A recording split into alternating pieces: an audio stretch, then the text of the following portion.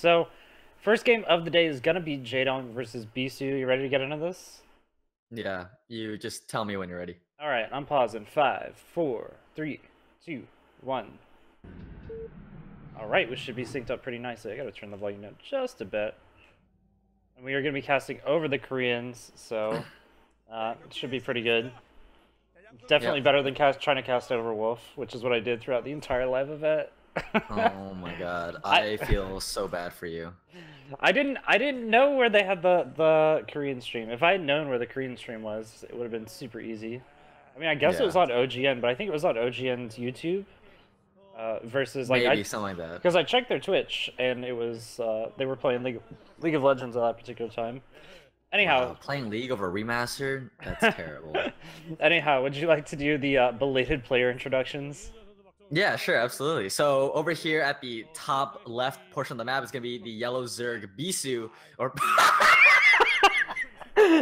You're fired. Never mind, I'm fine. I'm never doing player introductions ever again. Dude, you always do player introductions, so I've gotten so bad at it. Oh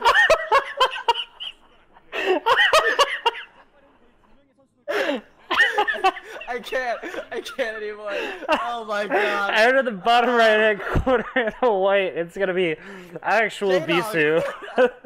Bisu. Oh my god, dude, you're killing Oh me. god. No, it's because I was looking at the resource tab and I just saw Bisu, so I was like, naturally my mind was like, Bisu. This is gonna be a great cast, guys. Oh my god. Alright, so we're gonna see the gateway first because we got a Bisu being more aggressive. This is kind of a trend in general that we've seen in PvZ recently. A lot of players preferring the aggression that they can get out of that early gateway versus the Forge. Yep. Then Jaedong has gone for the overpull build, which is very, very good actually against the gateway first opener. You know, you get those early Zerglings out and, you know, just really, really safe against any of those early Zealot aggression. Yeah. Can you tell me a little bit about Eye of the Storm? I don't think I've ever actually seen this map. So yeah, Eye of the Storm is standard spawn locations at each of the corners, and it is a vertically mirrored map. So they all have their mains or their naturals going up or towards the center at least. And then around the mains is a very thin wall. So drop play on this map is actually very, very good. And then the third base on this map are actually kind of relatively difficult to take. Especially as a Terran player, it's pretty difficult. There's the third bases are very, very far apart, and the map is generally low resource because of how few bases there are. Right, right. Actually, It's kind of like I think I do go ahead. recognize this map. I think this is one of the maps that Shine Flash Bisu on, or Shine Cheese Bisu. Shine Flash. Nice. all Dude, these names, oh dude. my God. Dude, we're just amazing right now. But yeah, I like to call Eye of the Storm like a poor man's circuit breakers because all the base locations are basically in their respective location, and all circuit breaker did was added gas at the 12 and the 6, and then mineral only is at each of the kind of inside locations. Okay, fair. I can see If that. you actually kind of look at that, yeah, you can kind of see that. But yeah, so I think it's very similar to Circuit Breaker. Obviously, there's, you know, some little intricacies that are different. We got the first Zealot in the probe coming out here, and Jaedong actually doesn't have that many Zerglings out right now, so this could be a little bit dangerous. Oh my god, okay, so Zerglings did pop out of those eggs. That's really, really good. If it didn't, that would have been really, really bad for those drones. Right, indeed. Would you say that it's always better to just focus down the probe first? Yeah, I mean, you might lose a Zergling or two to it, but always killing the probe down first is really, really good because the Zealots are not able to two-shot Zerglings with the probe around. It has to three-shot them. So, you know, in the long term, it's a definitely worthwhile investment to kill off the probe. In the short term, I guess you go for Zealot if you have enough Zerglings out. Okay, fair enough. So we do see the gas coming out from Jaedong as well, so he's going to be going ahead and taking out, but some more Zealots coming out across the map to do some aggression. Jaedong knows this is coming, so he should have enough Zerglings to deal with it. Yeah, that's plenty of Zerglings. He's going to be able to push this back easily. Yeah, might try to get us around here. Bisu's Zealot micro, though, very, very good. He's always had a very good Zealot micro throughout his entire career. And slow links. Ooh, never mind. Just as I say that, because one of the Zealots surrounded. Really nice micro there from Jaedong to run by those Zerglings. And wow, I didn't know you could actually just follow units like that. Oh, I guess you just click on the unit tab in the observer menu. Yeah, so what do you think about these new graphics? Are you enjoying the new graphics from Remastered so far? So far, overall I think it's been pretty good. I still think that Zerg buildings definitely need a little bit more work. They still look like they're like a sticker attached to creep, which Yeah. back in Well, Brood War they were definitely a lot more like you could tell they grew off the creep. right. Well, the way I like to describe it is, so Protoss actually looks generally really nice because everything's nice and shiny and bright. That's kind of how you expect Protoss to look. And Zerg looks exactly the same way, which is not how you would expect like a parasitic like bug type race to be. Like you expect it to be like really grungy and like Yeah. stuff everywhere. Dark and gross basically. But I think that's one of the issues, that when you kind of get a better graphic game, the games tend to get brighter and brighter as time goes on, or at least there's more contrast because everything's getting sharper, which is I think one of the issues with with Zerg in the remasters, that because it's supposed to be a dark race and everything, the contrast has sharpened a lot, they lose a lot of that blending of the colors, which Yeah, is well, what I mean, made like, it so Brood War ran in like 256 colors, right? So. yeah, I mean that's also kind of true as well, but I mean that's just what I'm saying. I think once we see Sunkens being made, they'll get a good idea of what I mean, because they literally look like they don't belong on creep. They just look like a plastered thing on top. Explosions are a little over dramatic, I will say. I think that, see, especially Terran explosions with like tanks and vultures, it's like a mini nuke coming out. I'm Dude, like, have you seen observers explode? I have Observers, not yet. dude, observers are, the explosion is gigantic. It's ridiculous. It's like half the map. Yeah, it's insane. pretty good. So, anyways, explosion is also a little over the top, but yeah, I mean, they want it to be dramatic and they've succeeded. So indeed. So we're seeing pretty standard stuff coming out from Jaedong. He just went layer into Spire. Now he's going up to that 5 hatch. So just going. Sarah 5 those 3 overloads. That would be so sad. That'd be so sad. This is pretty clever from Jaedong, but at the same time, if it does get, it is a risk, because if those overlords get discovered, that's gonna be a pain in the ass. And is it actually gonna discover it? Oh my god! You saw it? Oh no. God, that's the worst, dude. Split all these overlords out. I think one of them will definitely go down before I think the first scourge is gonna be made. Hopefully the second one doesn't go down to like the splash damage, but Bisu's already moved out here with a pretty aggressive zealot force, and this is the benefit of going for that gateway first, is that you're able to get out so many more early zealots, more than expected. So 3 cannons actually in the front for Bisu is really playing safe. Oh, second overload's gonna go down. This is actually really bad. He might even be able to catch the third one, but he's actually gonna play it safe and pull back. This is, it actually came at a really bad time for Jaedong, because he was supply blocked there for a second. He had to remake those overlords, and now he's going to be making units to deal with these zealots. Hopefully he has enough to actually deal with it. I think he does. That's a lot of lings coming out across the map. Yeah, there's going to be quite a few here. +1's definitely far from being done. This is just kind of an aggressive force. Wow, a ton of lings here. He's going to get a pretty good surround here on these zealots. But, oh, speed just kicks in right now. +1's still on the way. So I think basically trying to run around, delay time for that +1 and micro around here. He's doing a very good job here. I think he's only lost... I don't even think he's lost a zealot yet. Jaedong's still trying to get a good surround out here, but, zealots are very strong units overall.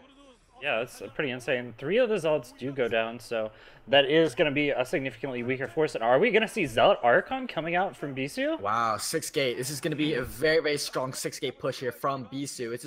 It's almost a pseudo all-in, because you have to be able to do damage with the 6 gate, otherwise you're going to be far behind, because the Zerg can really drone up hard behind it. He's going for Archon right off the bat here. I think +1 has finished, so yeah, +2 is on the way right now. That Archon, though, it looks pretty good. I'm not going to lie. The Archon's... I think it looks a little bit too circular, but man, like, that purple is beautiful. Yeah. Meanwhile, some zealots do get up into the space, and they're going to kill off quite a few drones, actually.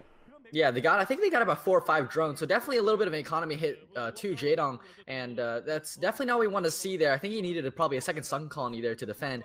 No, you're probably right. Yeah, the Archon does look a little too circular. I think it's because back in Brood War, right, it was all pixelated, so it didn't look as... Yeah, that might be. Like, the pixels were, like, moving, like, half the screen, so it was fine.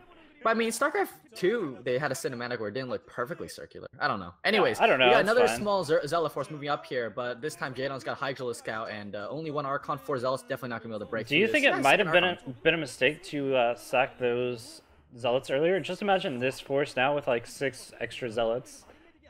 Yeah, I think it may have been a mistake, but also consider that Jaedong would also had like, those two extra control groups of Zerglings to hold off and defend for the Sun Colonies as Mishos. You see this is what I'm talking about. The Sun Guns look like a sticker on creep. They don't look like they're attached to the creep at all. Anyways, oh, never mind. This is not an all-in at all. So I guess 6-gate, he just really wanted a lot of map control to get that third base. Usually you wait a little longer to macro up before you grab that third, but Bisu's feeling very, very confident right now and he's going to grab a third. Yeah, it's been kind of interesting because I feel like in general, Protosses have been playing a little bit. Oh, are these Corsairs going to go down? One of them gets hit. I don't know if the second ones are going to hit. Yeah, the hitbox on these Corsairs are a little weird, though, so we'll see if the Scourge are able to catch up right now. Aren't Scourge technically faster than Corsairs, or are they the same speed? Technically they are by like 1 movement speed, so over time you will catch up to them. But also the hitboxes are a little bit weird, so sometimes you'll see a Scourge be like really far from a Corsair and still manage to hit it. And this cannon will be able to deflect these Scourge really nicely. And yeah, Bisu did not go for his traditional of a lot of Corsairs, and he's just gone for he's gone for very fast roadbox facility. I guess he's thinking that Jaedong's gonna go into a lot of lurkers here. Observatory is already coming out. He's already got good range on the way, but I don't see Jaedong going for lurkers anytime soon right now. He's just going for pure Hydra and might just go for a big bust. He's not looked for a 4th base just yet. He's just macroing. He's got that 6 hatchery up as well. I feel like this is the moment when a Mutalisk switch is really powerful. You know your opponent didn't make a lot of Corsairs. You can definitely go into those Mutalisks and just snipe the High Templar and just overrun your opponent at this point with lots of Hydras, right? Oh, here the Hydra's gonna try to snipe out a couple of these High Templar here, but meanwhile, another small contingency here is gonna get caught up by this Zealot Archon finally getting reinforced, so we'll be able to chase back Bisu's army. But yeah, I think you're right. I think a big Muta switch right here would be extremely smart. Just, like 8 or so Mutalisks, not too big of an investment, and be able to pick off all of these. Yeah, it doesn't have that many Corsairs. Oh, huge amount of lurkers here. 6 lurkers are building here at this south location. Might try to go for a flank. Oh no, looks like a drop here. Yeah, with 3 of these overloads, it's gonna be a big drop here. The pros are starting to transfer over. Jaedong right now, I think, is just trying to stall time. He's got more overloads coming down here, so it's going to be a big doom drop into the main base. Gonna see if he's able to deal with it. The first couple lurkers have popped already, and Beast is right now trying to push Jaedong's army back right now, but we'll see. He's lost vision, I think, of Jaedong's army. So yeah, right now, Jaedong, this is the opportune moment. He's going to run all of the Tigers down here, and I don't know if Bisu knows what's happening. Did you say the Tigers? What? I don't know if I did. I think you did. Anyhow, so yeah, he's going to be running down there, loading up those overlords right now. I wonder, though, if it makes it a little bit too obvious. Beast's army is completely out of position right now. He's going for like a counterattack right now towards Jaedong's main base or 3rd base. And meanwhile, he's only got 1 cannon here to defend. Here come the overlords. And yeah, Jaedong knows now. He's got to throw down a bunch of Sungans here to defend his base. In the meantime, here comes the big drop. He's got a ton of lurkers here gonna be coming in. That 1 cannon is the lone detection right now. And yeah, he's finally pulling back units. And he's going to have to desperately reinforce.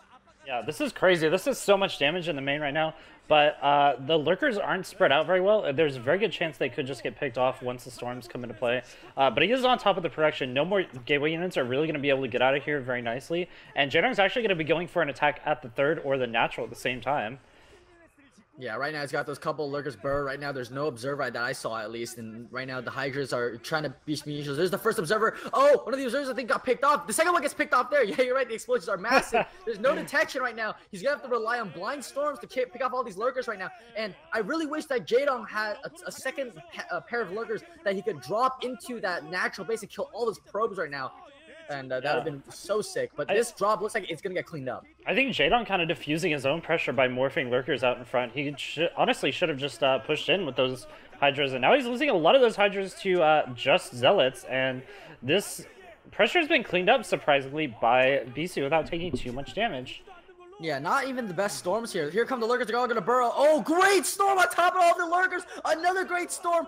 All of the lurkers going to go down. Oh, actually 2 survive right there, but the observer is going to be coming in. Jaedong's trying to desperately reinforce this. Remember, he's on 3 bases, and he hasn't been taking a 4th base. So he needs to think about a long-term plan. Otherwise, he's just going to continue to reinforce this army and basically be all in. He's trying to break up this ramp here at the 3rd base. 3 cannons up to defend. The high ground mischance is going to really hurt him here, and we'll see if he's able to break through. He's taking out all the cannons. He's finally in here. These Zealots are running into a bunch of lurkers, though, so that's not good for them. But honestly, there aren't a lot of Hydras left. I don't know if Jaedong has what it takes to really break the space. And the longer this goes on, the longer Bisu starts to accumulate Archons, accumulate more High Templars. So he's going to be in a better shape the longer this goes on to actually deal with this aggression. Yeah, absolutely. Right now, the Bass Zealot against like the couple lurkers there, definitely not a good idea. Is that a drop?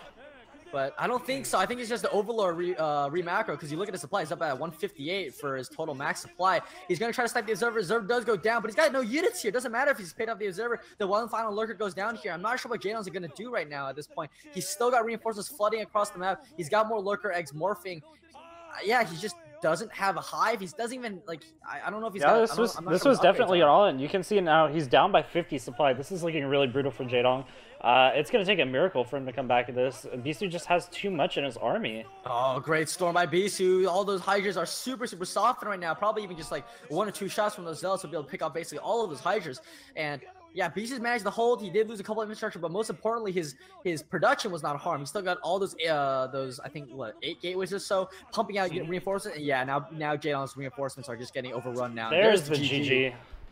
Good game there from Bisu. Really well played. Really good hold there. Jaedong just definitely did not.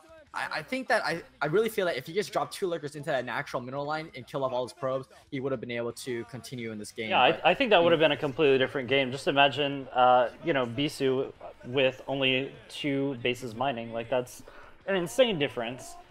Yeah, well, not even, because he transferred all of his main probes to natural. So he mined the main, killed off the probes to natural. He's only got that 3rd base to mine from. You tactical genius, you. Well, I'm just saying, because you know, when you do a big drop like that, you're gonna expect all the probes to run away. Well, I know that's like a big Terran thing. It drives me crazy. Like playing against you. I'm pretty sure you did this to me one game where you like dropped in the main and then dropped in the natural, and I just like didn't see the one in the natural at all. Yeah, I think so. But yeah, it's a really smart idea. He didn't. I think the problem was he didn't kill off enough of probes when they transferred over to the natural. I think he only killed like 3 or 4. So in terms of economy damage, yeah, he's not mining off of 1 base, but it's 3 base Protoss versus 3 base, you know, Zerg. You're never gonna be able to catch up with Zerg in that position. Yeah, true. It was a good effort by Jaedong, and you could tell there was definitely a moment where he had that chance to actually break his opponent. When he had that big drop in the main, he had a chance to do a lot of damage, and then he had a whole bunch of stuff coming from the front, pushing on both sides of Bisu's army. But Bisu just did a really good job of splitting his army correctly and defusing the situation without losing too much.